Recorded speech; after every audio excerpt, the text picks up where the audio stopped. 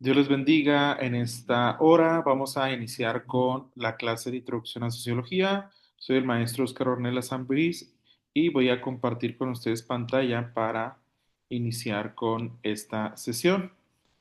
Doy gracias a Dios por la oportunidad que nos da de tener este curso. Y pues bueno, entremos en materia. La materia es Introducción a la Sociología y la pregunta inicial es ¿qué es la sociología? Una definición de muchas que puede haber de sociología es que la sociología es el estudio de la vida social humana, de los grupos y sociedades. El estudio de la sociología. La imaginación sociológica nos permite darnos cuenta de que muchos acontecimientos que parecen preocupar únicamente al individuo en realidad tienen que ver con asuntos más generales. Quiere decir que la sociología no solamente se enfoca en asuntos individuales, sino colectivos y también en esos asuntos que parecieran individuales, pero que pasan más bien al plano de la colectividad. El divorcio, por ejemplo, puede resultar un proceso muy difícil para quien lo está pasando y constituirse en lo que Mills, uno de los autores de la sociología, dice, denomina un problema personal. Sin embargo, señala este autor, también puede ser un asunto público en una sociedad actual como la británica, donde más de un tercio de los matrimonios se separan durante sus primeros 10 años de existencia. Por poner otro ejemplo, el desempleo puede ser una estrategia, perdón, puede ser una tragedia individual para alguien que es despedido y no puede encontrar otro trabajo.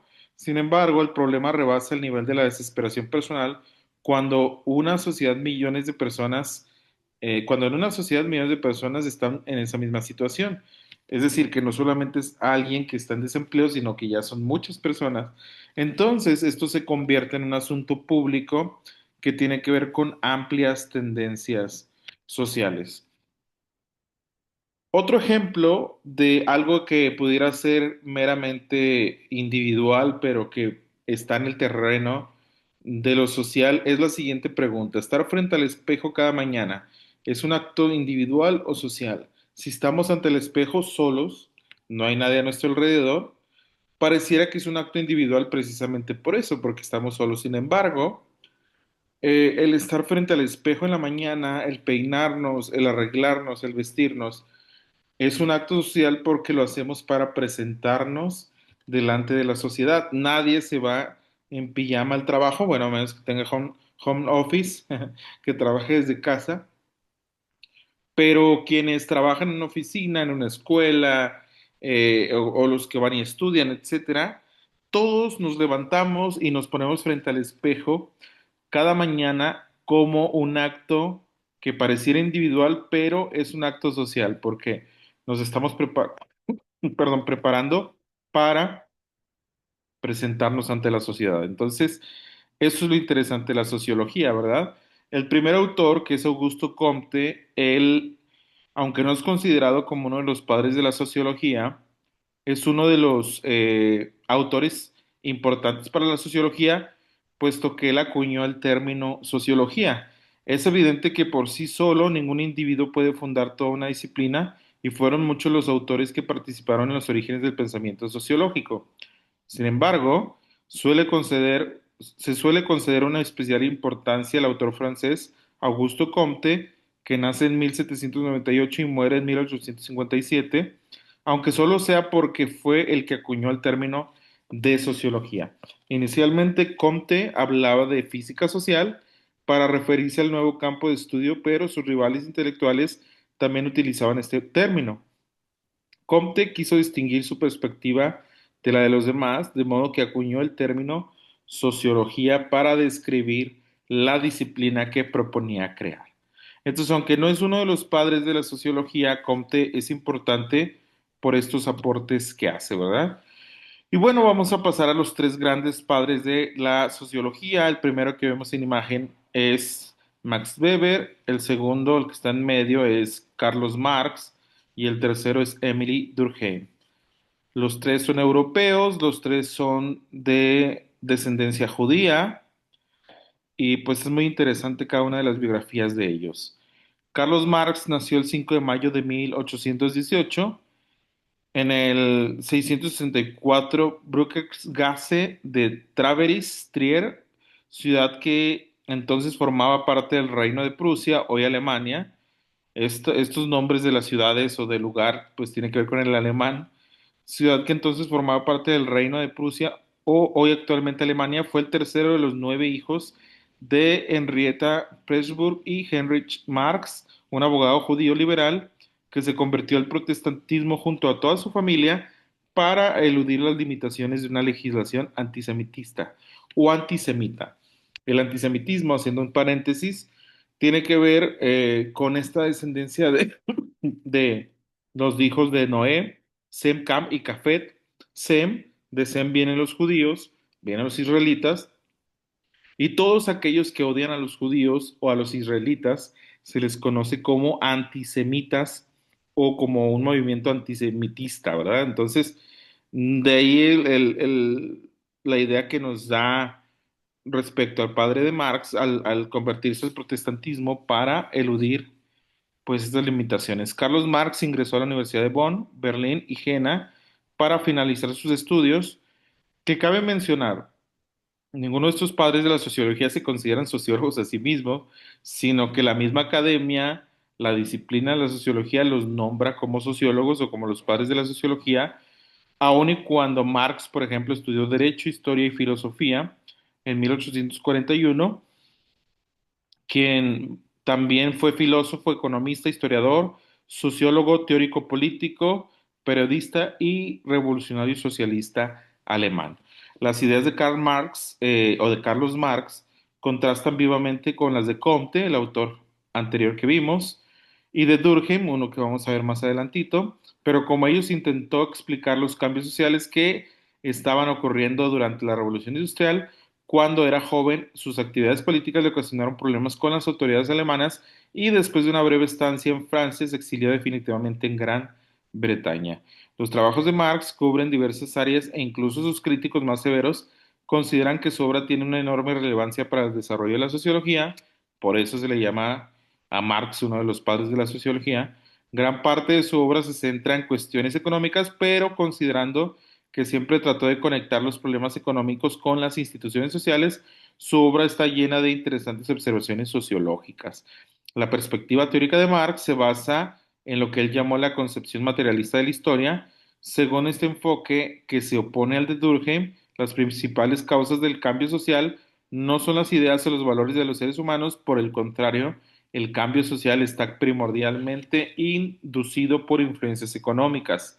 El conflicto entre las clases ricos frente a pobres constituye el motor del desarrollo histórico. En palabras de Marx, toda la historia humana hasta el presente de la historia de la lucha de clases. Y esto es clave, aunque Marx tiene otros conceptos interesantes como alienación, como plusvalía, como emancipación, como revolución, como algunos términos que él utiliza.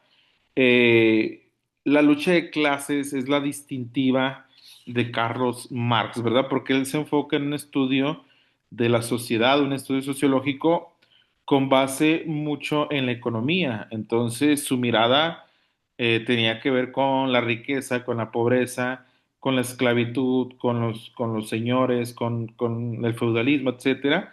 Entonces Marx va a tomar un enfoque desde la economía. Según Marx, el materialismo histórico tiene 5 tipos de modos de producción. El primero es la comunidad primitiva, donde se da la agricultura, la ganadería, y este es el modo de vivir económico de la época. Luego el esclavismo, donde está el esclavo, el amo. Luego el feudalismo, donde el señor feudal es dueño de tierras, es un terrateniente, y todos aquellos que viven dentro de esos terrenos pues tienen que pagar tributos al señor feudal, un tipo de impuesto, pero eh, no como un impuesto por leyes en una nación, sino más bien como el mismo feudal o el dueño de las tierras estipulaba. Luego el capitalismo, que es en el modo económico en el que vivimos, que hay quienes dicen que se está terminando el capitalismo y otros que dicen, no, el capitalismo está más fuerte, hay un capitalismo salvaje en la actualidad, hay más cantidad de desigualdad entre un rico y un pobre, el porcentaje de la población mundial del 1 o 2% que son ricos y los demás pues no lo somos, ¿verdad?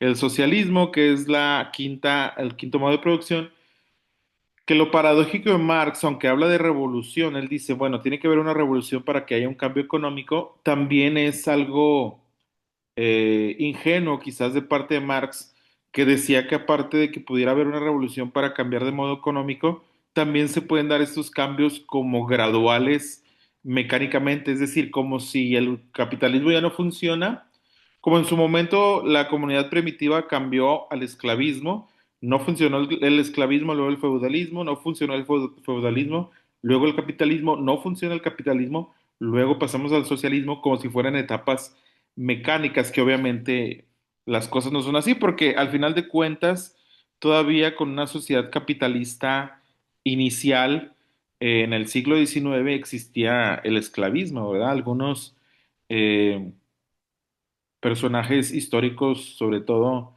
estadounidenses, norteamericanos, se habla de que tenían esclavos todavía hasta estos siglos, incluso el siglo pasado, la abolición de la esclavitud pues no tiene tanto tiempo, ¿verdad? Entonces, no es como que un periodo sustituye otro, sino los periodos pueden estar intercalados, ¿no? Uno entre otro. Aunque escribió sobre distintos periodos históricos, Marx se centró en el cambio en la época moderna. Para él, las transformaciones más importantes de este periodo están vinculadas al desarrollo del capitalismo, sistema de producción que contrasta radicalmente con los anteriores órdenes económicos de la historia, ya que conlleva la producción de bienes y servicios para venderlos a una amplia gama de consumidores. Los que poseen el capital, las fábricas, maquinaria y grandes sumas de dinero conforman una clase dominante. El resto de la población constituye una clase trabajadora de trabajadores asalariados o clase trabajadora que no posee los medios para su propia supervivencia y por tanto debe buscar los empleos que proporcionan los que tienen el capital. En consecuencia, el capitalismo es un sistema de clases en el que el conflicto entre estas es constante. Y aquí hay dos términos para distinguir a la clase rica de la clase pobre, según palabras de Marx. Y esto es que los ricos, los dueños de las fábricas, los dueños de los medios de producción, son los burgueses. Luego, los empleados o los trabajadores son el proletariado. Entonces, lo interesante de Marx es que si no eres dueño de los medios de producción, aún seas el gerente o aún seas el director de una fábrica, sigue siendo proletariado porque no eres el dueño de todo, no eres el dueño de los medios de producción. Y el proletariado pues es el obrero que siempre está en una lucha constante con el burgués, en este caso los dueños de las fábricas, y a esto llama Marx la lucha de clases, ¿verdad? En el tiempo actual, como esta disputa que hay entre ambos bandos de personas ricas y pobres. También habla de que algunos proletarios pueden adquirir algunas posesiones, poner algunos pequeños negocios y a esto Marx les llama pequeños burgueses. Aquí es una imagen donde está el amo que explota al esclavo, el señor feudal que explota al siervo y el capitalista que explota al obrero. Para Marx, el capitalismo será reemplazado en el futuro por una sociedad sin clases, sin grandes divisiones entre ricos y pobres. Con esto no quería decir que fueran a desaparecer todas las desigualdades entre los individuos, sino que la sociedad no estaría dividida entre una pequeña clase que monopoliza el poder económico y político y una gran masa de personas que apenas se benefician de la riqueza que genera su trabajo. El sistema económico pasará a ser de propiedad comunal y se establecerá una sociedad más igualitaria que la actual, según palabras de Marx. La obra de Marx ha tenido una influencia trascendental en el mundo del siglo XX y siglo XXI hasta la reciente caída del comunismo soviético. Más de un tercio de la población de la Tierra vivía en sociedades cuyos gobiernos se consideraban herederos de sus ideas. Además, muchos sociólogos se han visto influidos por su concepción de las clases y las divisiones que ocasionan. Voy a poner un video a continuación, hermanos, y discúlpenme si en el video salen discúlpenme si en el video salen algunos anuncios. No es la intención, ¿verdad? Pero pongan atención, por favor. Si sale algún anuncio, pues está en YouTube directo. Voy a tratar de quitar lo más rápido el anuncio. Hola, bípedos sin plumas de uña ancha. Hoy vamos a hablar de Marx. Influencia Marx. Karl Marx es un filósofo que ha transformado el mundo. La influencia de Marx es inmensa. Ha fundamentado teóricamente el movimiento obrero. La ideología marxista es clave para entender el mundo contemporáneo.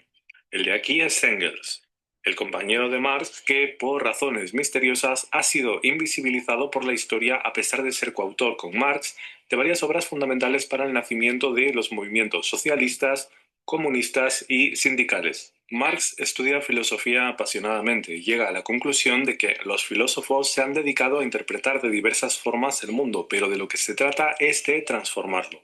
Él aboga por una filosofía práctica. El filósofo debe actuar, ser un agente de transformación social. Marx repara en que los seres humanos en general no sobrevivimos porque vayamos paseando por la naturaleza buscando frutos silvestres, sino que vivimos en un sistema en el que tenemos que trabajar para obtener un salario y con él cubrir nuestras necesidades básicas como alimento o cobijo.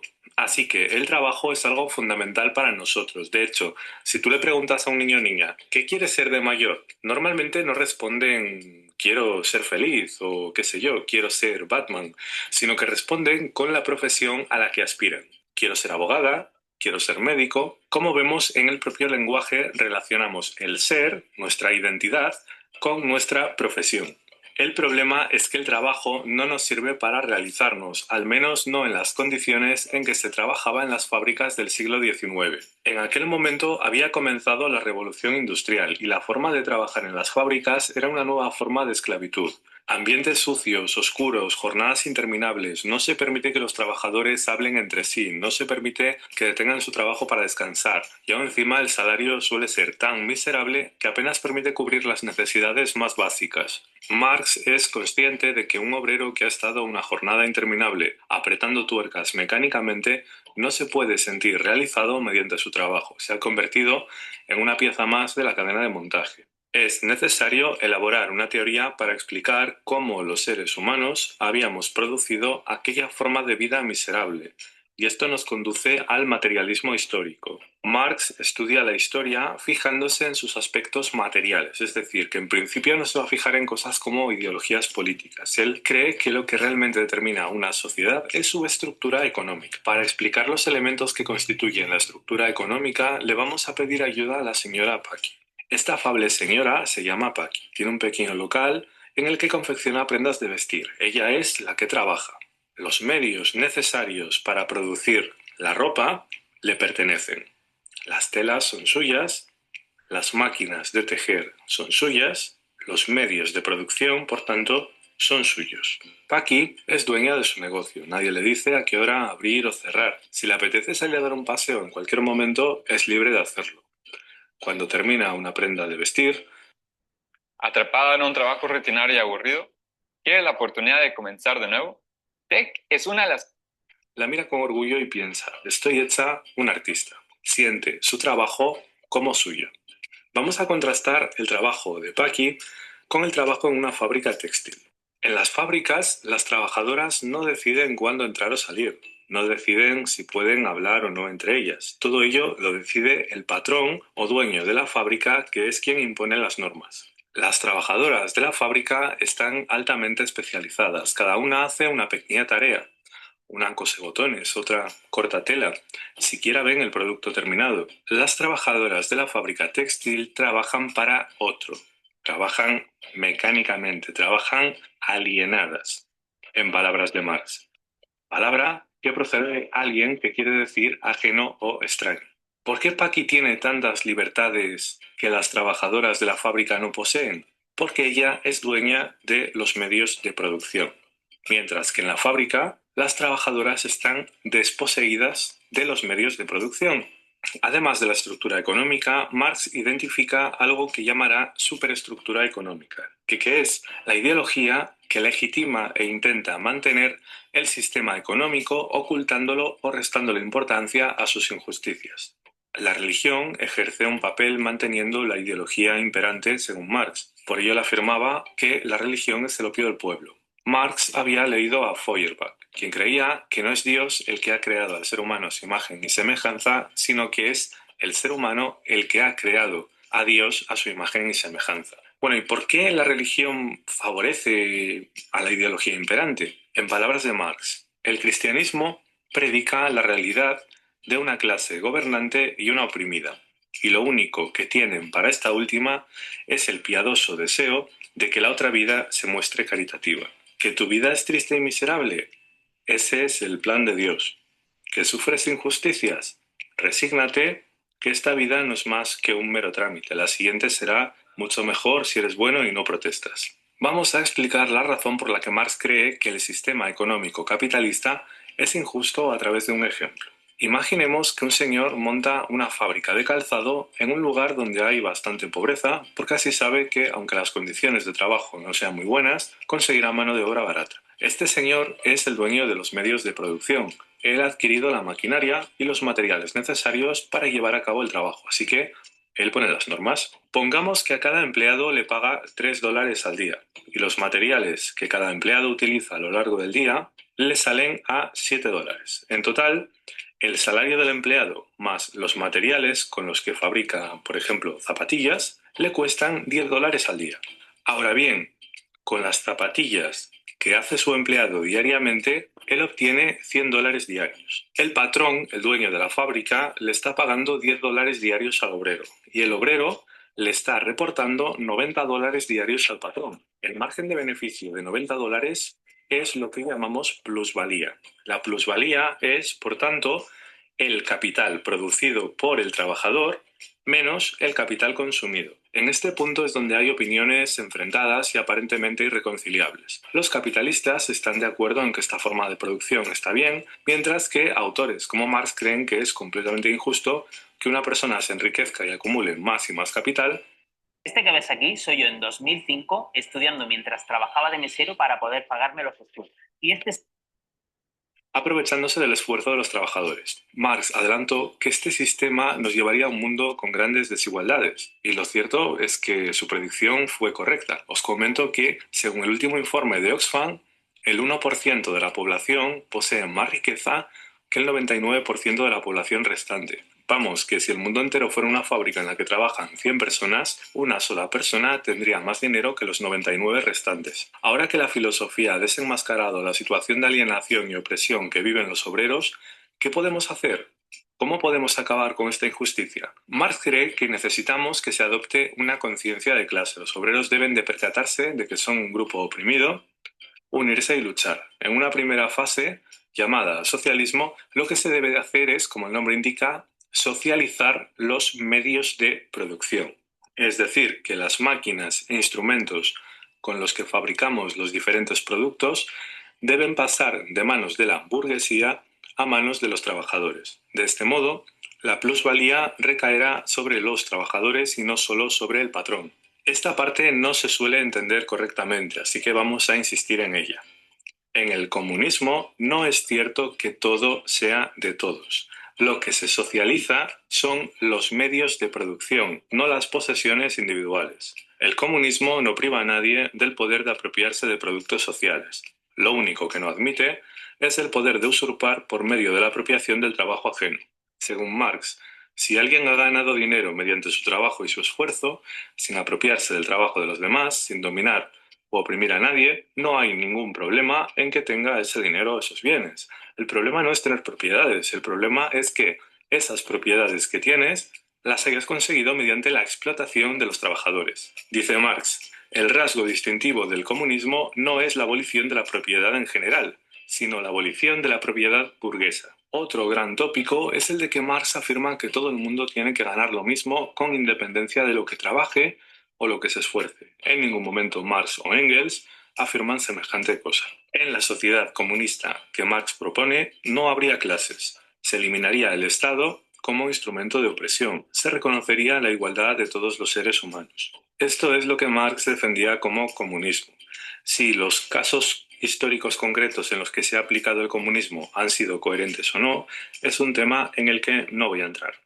Acabamos con una frase de Marx: que las clases dominantes tiemblen ante una revolución comunista. Los proletarios nada tienen que perder en ella, salvo sus cadenas, y tienen un mundo que ganar. Proletarios de todos los países, uníos. Pregunta: ¿Qué es lo que hay que socializar según Marx? ¿En qué consiste la plusvalía? Muy bien, continuamos.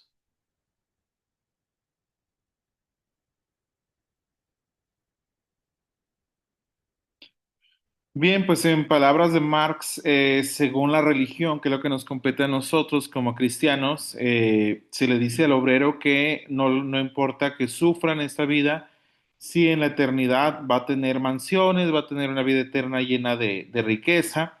Sin embargo, esta postura pues está muy apegada a la teología de la pobreza, ¿verdad?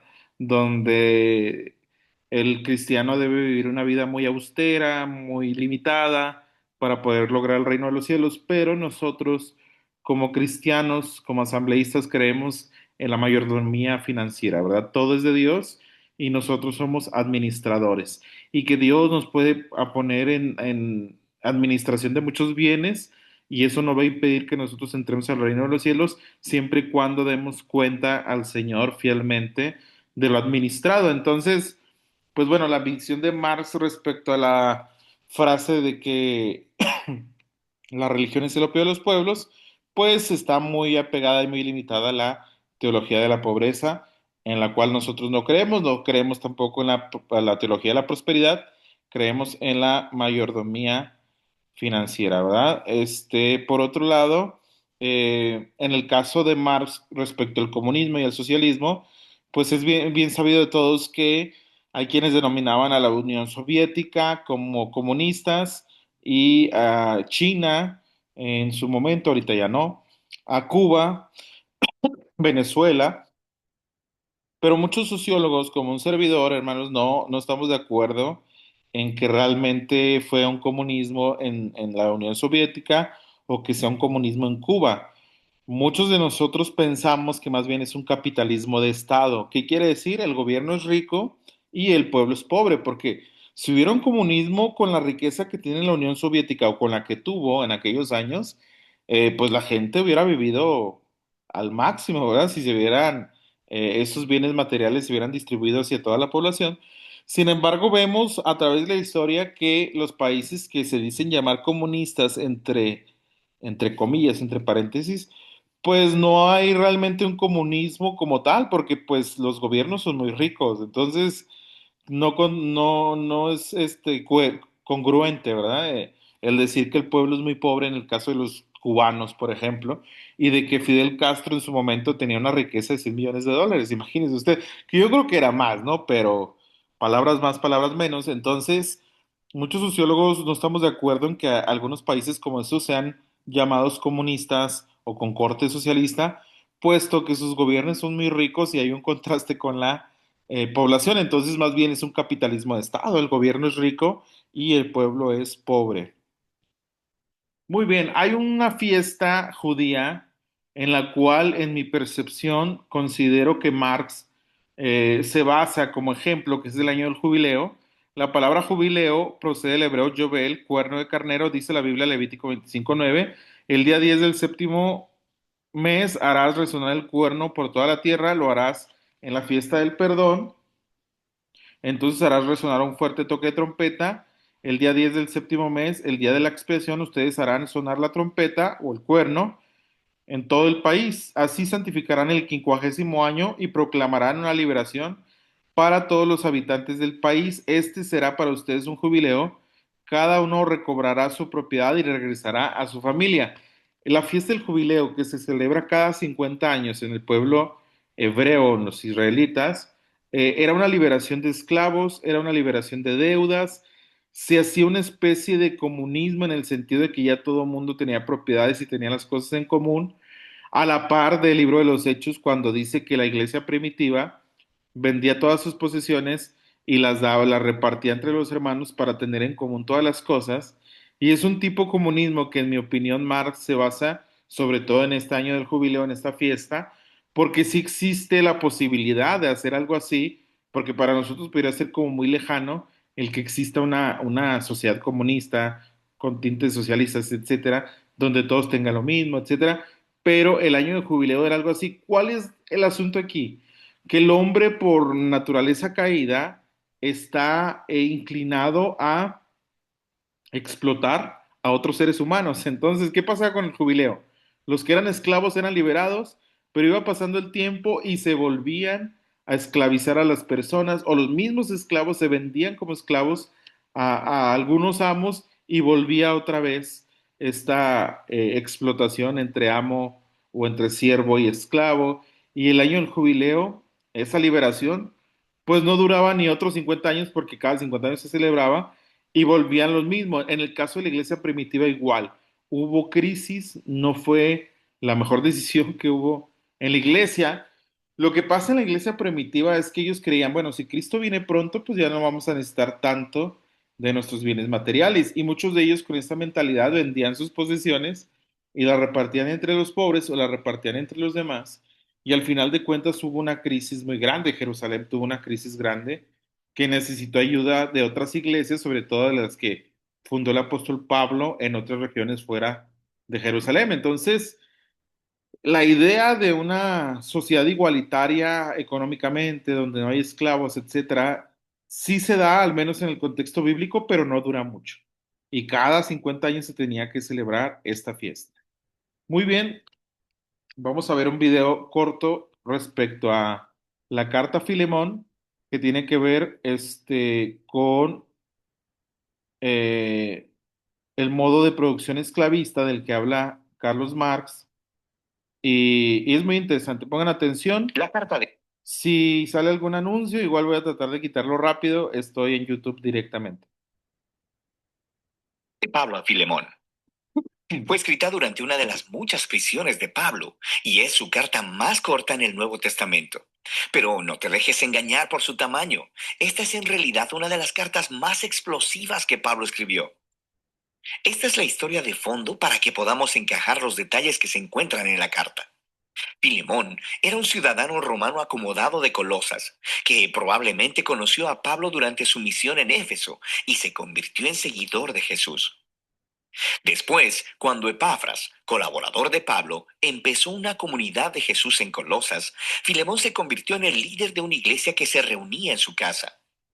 Ahora, Filemón, como todos los patriarcas en el mundo romano, tenía esclavos, uno de los cuales se llamaba Onésimo, y en algún momento ambos tuvieron un serio conflicto. Onésimo le hizo mal a Filemón de alguna manera.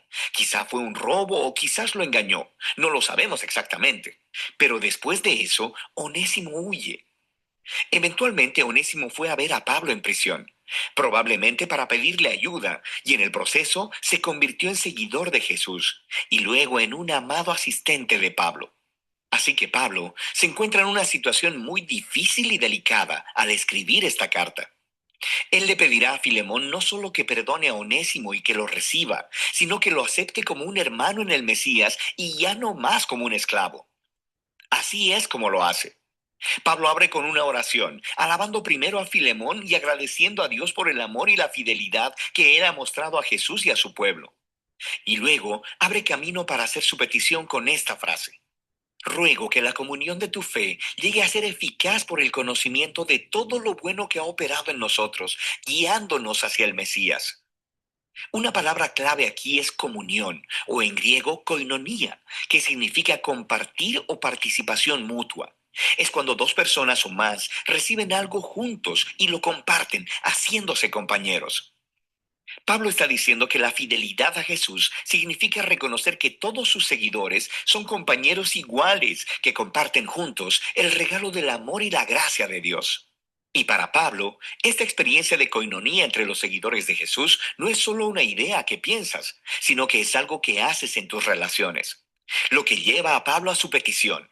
Finalmente empieza a hablar de Onésimo. Él dice que Onésimo se ha vuelto el hijo de Pablo en la prisión, lo que quiere decir que Pablo guió a Onésimo para que dedique su vida y lealtad a Jesús. De manera que Pablo y Onésimo ahora son familiares en el Mesías. Él ha estado sirviendo a Pablo con fidelidad en la prisión, y aunque Pablo quiere que se quede, él sabe que este conflicto no resuelto con Filemón debe ser reconciliado si ellos dicen ser seguidores de Jesús. lo que lleva a Pablo a su audaz petición, que Filemón reciba a Onésimo, ya no como un esclavo, sino como más que un esclavo, como un hermano amado en el Señor. Ahora, esto es mucho pedir. Bajo la ley romana, Filemón tenía todo el derecho de hacer castigar a Onésimo o meterlo en prisión.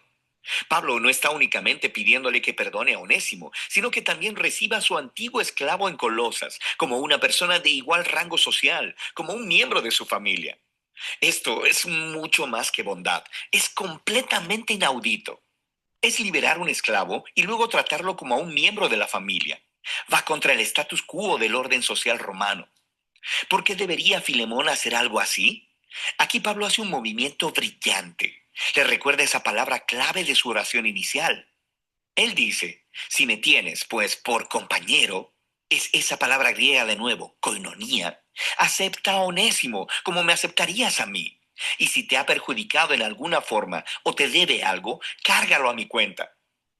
Así que en esta petición vemos en la práctica el corazón del mensaje del Evangelio de Pablo. Primero que nada se trata de la reconciliación, justo como le dijo a los corintios. En el Mesías, Dios estaba reconciliando el mundo consigo mismo, no tomándoles en cuenta a la gente sus pecados. Así que en esta situación, Pablo se está poniendo en el lugar de Jesús. Él absorberá las consecuencias del pecado de Onésimo. Él pagará el precio para que Onésimo pueda ser reconciliado con Filemón. Pero el mensaje de Pablo era sobre mucho más que una transacción legal. También se trata de coinonía. Onésimo, Filemón y Pablo son todos iguales delante de Dios. Todos comparten la misma necesidad de perdón. Así que la tierra es plana frente a la cruz, lo cual significa que Filemón y Onésimo ya no pueden relacionarse entre ellos como amo y esclavo. Son familia, son hermanos en el Mesías. O como Pablo le dijo a Filemón y a toda la iglesia de Colosas, en la nueva familia de Dios no hay griego o judío, circunciso o incircunciso, extranjeros o incivilizados, esclavos o libres, sino que el Mesías es todo en todos. Pablo concluye la carta expresando su confianza de que Filemón hará aún más de lo que Pablo le pidió y le dice que le prepare una habitación porque quiere ir a visitarlo en cuanto salga de la prisión. Y luego, con algunos saludos finales, Pablo termina la carta. La carta de Pablo a Filemón es poderosa por muchas razones. Es la única carta en donde Pablo no menciona explícitamente la muerte o resurrección de Jesús. Y esto no es un desliz. Él no necesita explicar la cruz con palabras porque la está demostrando con sus acciones. Pablo está encarnando el significado de la cruz. Él se ha convertido a sí mismo en el lugar donde Onésimo y Filemón son reconciliados con Dios y el uno con el otro. Esta carta también nos muestra que las implicaciones de las buenas nuevas acerca de Jesús son extremadamente personales y nunca privadas. El hecho de que Filemón y Onésimo ahora son hermanos en el Mesías hace su relación de amo-esclavo totalmente irrelevante. La familia del pueblo de Jesús es un lugar donde todos reciben de igual manera la gracia de Dios.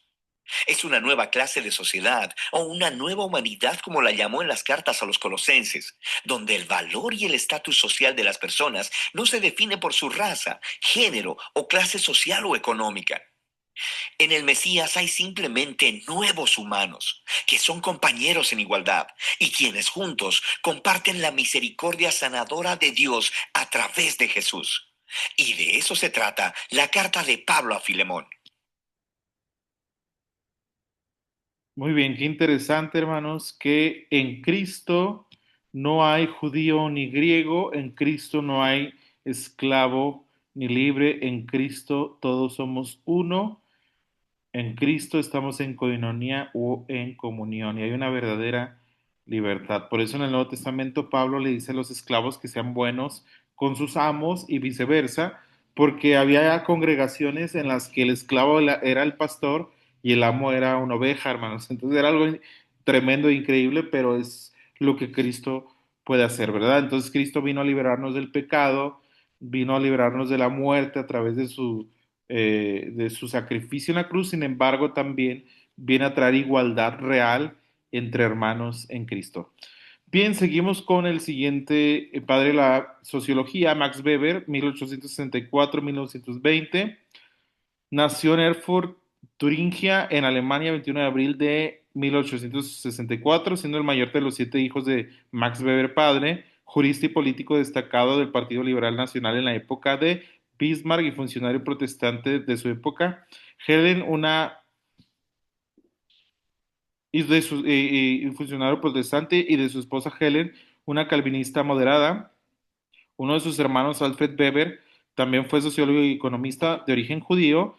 Maximilian Emil Weber fue un sociólogo, economista, jurista, historiador y politólogo alemán, considerado uno de los fundadores del estudio moderno de la sociología y de la administración pública, con un marcado, sentido antipositivista. La sociología es para Weber una ciencia interpretativa de la conducta social. Al igual que Max Weber no puede ser etiquetado únicamente como sociólogo, ya que sus intereses y preocupaciones se extendieron a diversas disciplinas nacidas en Alemania, donde desarrolló gran parte de su carrera académica. Weber tenía una vasta cultura. En sus obras abordó la economía, el derecho, la filosofía y la historia comparativa, además de la sociología, y gran parte de su trabajo se centró también en el desarrollo del capitalismo. Como otros pensadores de su tiempo, intentó comprender el cambio social. Estuvo influido por Marx, pero fue también muy crítico con algunas de sus principales ideas.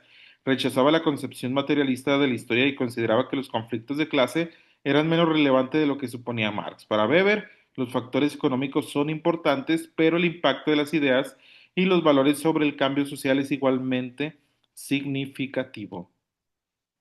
Bien, entonces Weber habla no de revolución como Marx, sino de una sociología comprensiva a través de la interpretación weberiana de la naturaleza de las sociedades modernas y de las razones de la difusión mundial de las formas de vida occidentales también contrasta sustancialmente con la de Marx. Según Weber, el capitalismo, una forma característica de organizar la actividad económica, no es más que uno de los muchos factores importantes que constituyen el desarrollo social.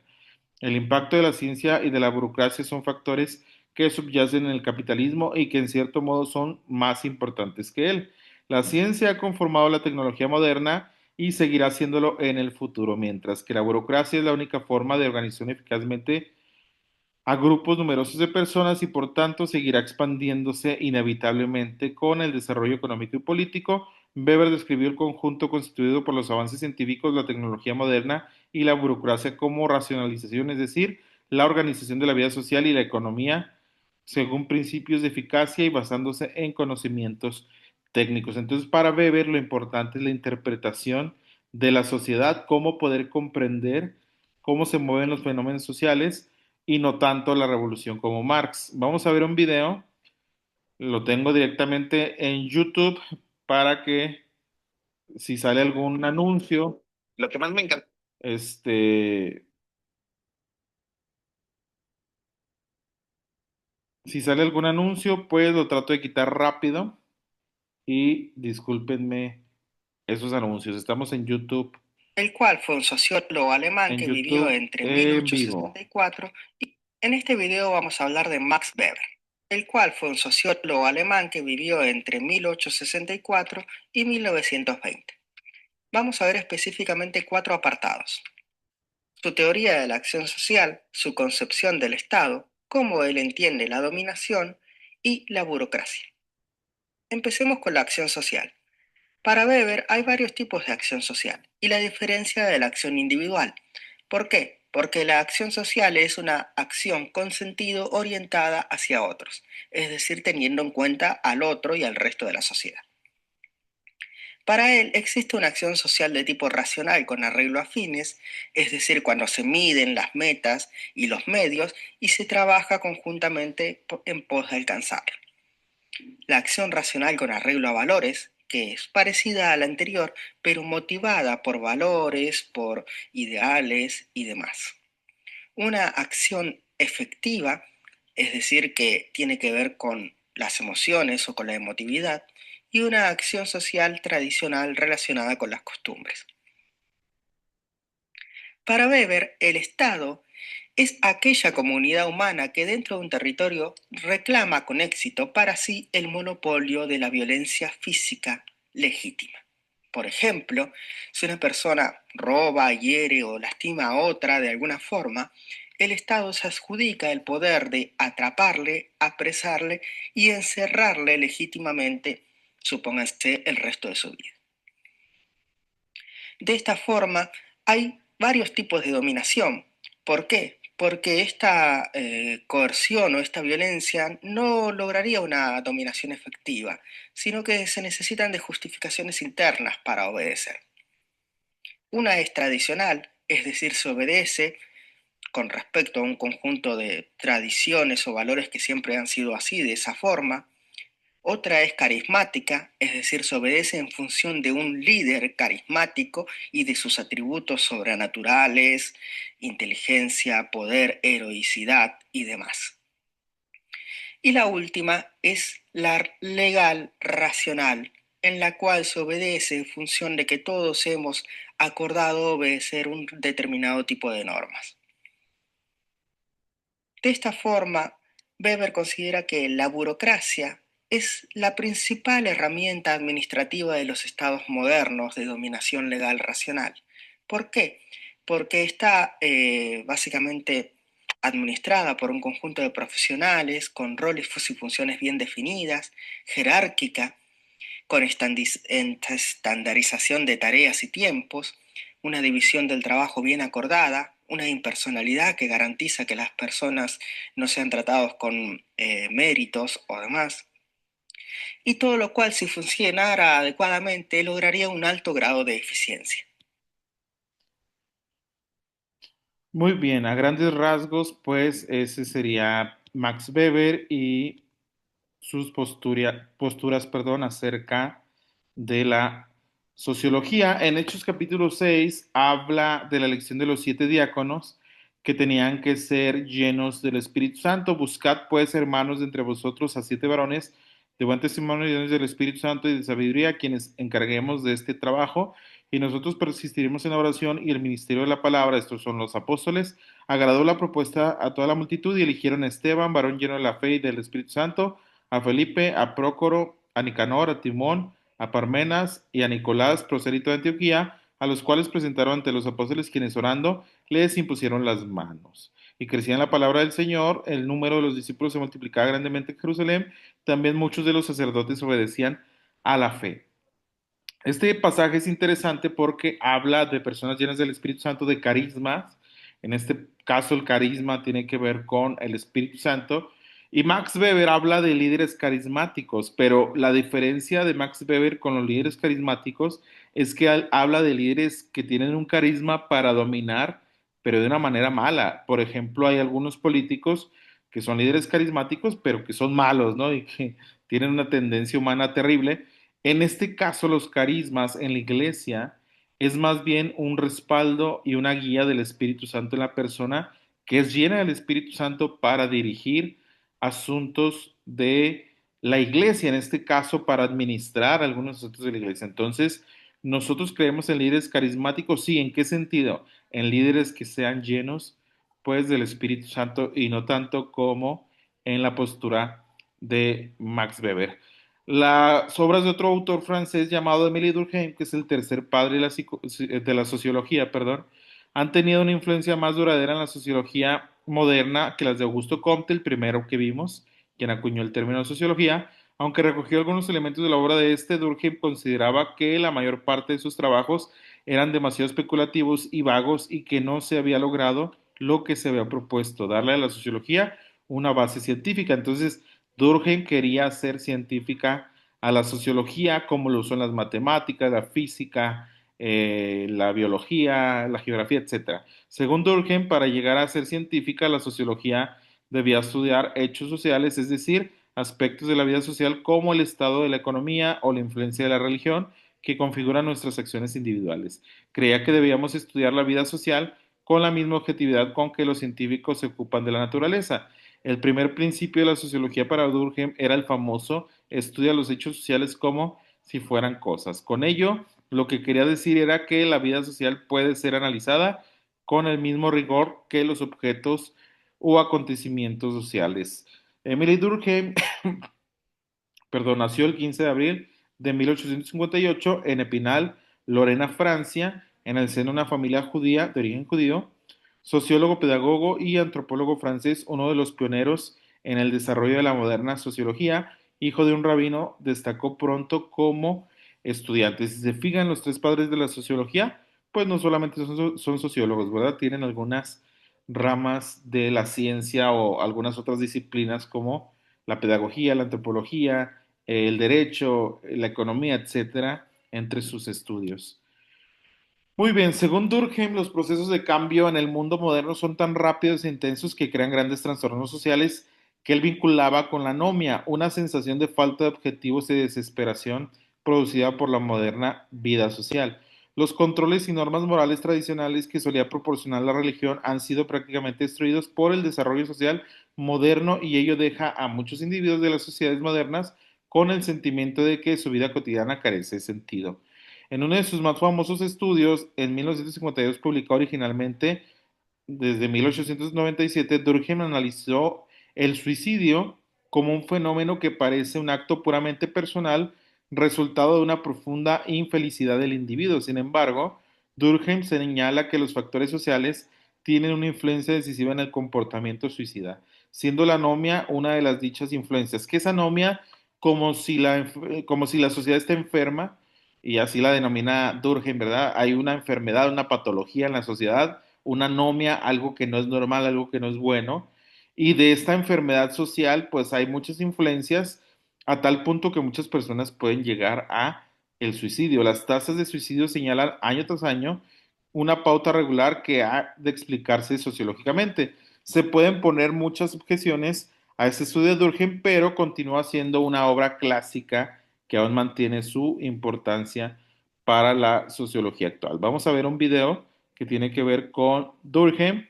Discúlpenme si por ahí salen algunos anuncios, siempre digo esto porque de repente salen y pues voy a tratar de quitarlo rápido.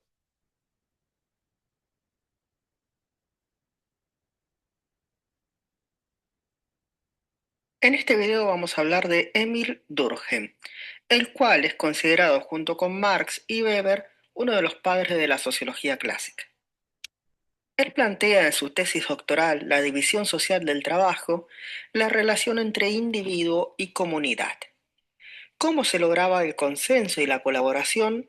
Pues a través de dos formas de solidaridad. La primera era la solidaridad mecánica, propia de las sociedades primitivas e indiferenciadas. Y la segunda es la orgánica, la propia de nuestra sociedad moderna e industrial, compleja, en la cual cada uno tiene una función específica y diferenciada y todos somos parte de un engranaje indispensables unos para otros, lo cual nos lleva a su idea de hecho social. Él considera que es la sociedad la que hace al individuo y no a la inversa. Él plantea que el hecho social son todas esas formas de actuar, sentir y pensar, que nos son externas y se nos imponen de forma coercitiva. Es decir, externas porque no las creamos ni modificamos nosotros, se nos imponen a través de la sociabilización y de la educación, y incluso de forma coercitiva. Son hechos sociales el trabajo, el matrimonio, etc. También va a analizar las formas o tipos de suicidio y va a plantear que existen tres tipos. Uno, el egoísta, por un sentimiento individual de exclusión respecto del grupo. Uno, altruista, por los valores o por el grupo mismo dar la vida. Y un tercero, anónimo, es decir, anomos, sin ley o fuera de ley, que es el sentimiento de un individuo que sufre frustración por estar en constante competencia con el resto. Por lo cual él plantea que conservar la cohesión o la integración social es fundamental. Esto se logra a través de la educación, una educación laica y racionalista, científica, que nos otorguen a todos la comunidad un mismo sentir o un mismo grupo de valores. De esta forma se conserva el entramado o el tejido social que nos une a todos y se evita la anomia, que es el debilitamiento de estos valores y de las instituciones como los hechos sociales que resulta en un bajo grado de cohesión social. Finalmente, en sus reglas del método sociológico, analizará cómo a través de las encuestas y de las estadísticas, la sociología también puede valerse de métodos científicos como el resto de ciencias duras. Hasta aquí nuestro análisis de Emil Durkheim. Recuerda que si Muy bien, pues este es el tercer padre de la sociología, Émile Durkheim, quien es francés a diferencia de Marx y de Weber, que son alemanes, ¿verdad? La unidad en el espíritu habla este pasaje acerca de que Jesús constituye, dice versículo 11, y él mismo constituyó a unos apóstoles, a otros profetas, a otros evangelistas, a otros pastores y maestros, a fin de perfeccionar a los santos para la obra del ministerio, para la edificación del cuerpo de Cristo, hasta que todos lleguemos a la unidad de la fe y del conocimiento del Hijo de Dios, a un varón perfecto a la medida de la estatura de la plenitud de Cristo, para que ya no seamos niños fluctuantes llevados por doquiera de todo viento de doctrina por estratagema de hombres para engañar emplear con astucia la artimaña del error, sino que siguiendo la verdad en amor crezcamos en todo, aunque aquel que es la cabeza, esto es Cristo, de quien todo el cuerpo, bien concertado y unido entre sí por todas las coyunturas que se ayudan mutuamente, según la actividad propia de cada miembro, recibe su crecimiento para ir edificándose en amor. Aparte de el suicidio y este tipo de estudios de Durkheim, también él habla de la división social del trabajo, ¿verdad? Que la sociedad tiene distintas profesiones, hay doctores, hay maestros, hay panaderos, hay choferes de autobuses, este, hay enfermeras, hay agricultores, etcétera, y que la sociedad está dividida en distintas profesiones, distintos, em, ¿cómo se le llama? Oficios, y que esto hace que funcione la sociedad. Jesús, a través del apóstol Pablo, ¿verdad? Explicado en sus cartas, dice que la iglesia tiene una división del trabajo, donde unos son apóstoles, otros son maestros, perdón, pastores, evangelistas, etcétera. Entonces la división del trabajo en la iglesia existe a través de los ministerios. No es algo tan nuevo, ¿verdad? Lo que Durkheim está proponiendo, sino que en la escritura ya lo encontrábamos. Pues bueno, básicamente y a grandes rasgos, esta es la primera parte de la sociología, sociología clásica. Es un estudio introductorio, pero ya vimos los tres primeros autores grandes de la sociología, los tres clásicos o los tres padres, Carlos Marx, Max Weber y Emily Durkheim, y un poquito de Augusto Comte como aquel que acuñó el término de sociología. Muchas gracias, Dios les bendiga. Aquí está mi nombre completo, mi número de teléfono y mi correo electrónico para quien necesite contactarme. Si no hay más por el momento, podemos decir que hemos terminado por hoy. Dios les bendiga. Fin del comunicado.